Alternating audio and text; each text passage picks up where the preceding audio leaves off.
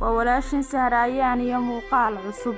Muuqaalkan maanta waxaynu ku soo qaadanaynaa fursad aqooneed oo hadda furan, magaceedana la yiraahdo The Nudge Global Impact Challenge 2020 for Young Professionals.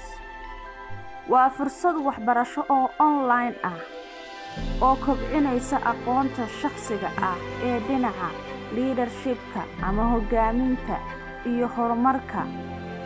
waxaa la qaadanayaa tiim ka kooban 9 xubnood oo ka kala socda adduunka. fursaddan waxay xirmaysaa 1 July, waxaana looga baahan yahay qofka codsanaya inuu yahay qof dhalinyaro ah oo da'diisu u dhaxayso 23 ilaa 33, ku fiican Englishka, dhammaystay heerka 1 ee jaamacadda, doonaya oo han iyo himilo u leh inuu ka qayb noqdo isbeddelka guud ee wanaagsan ee dunida. waxa uu muddo sanad ku dhow qaadan doonaa tababar aqooneed. sanadka dambe dabayaaqadiisana waxa uu ku qalin jabin doonaa waddanka Netherland, iyagaana qaba wixii qarashaad ah. waxaa codsan kara qof isu arka inuu ka qayb yahay isbeddelka wanaagsan ee dunida, ama kambani isu arka inuu samaynayo isbeddel fiican oo dhinaca horumarka ah.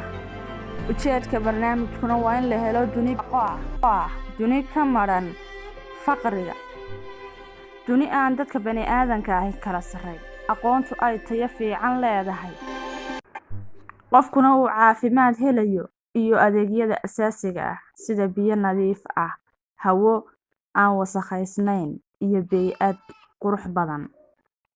codso haddii aad ka heshay fursaddan.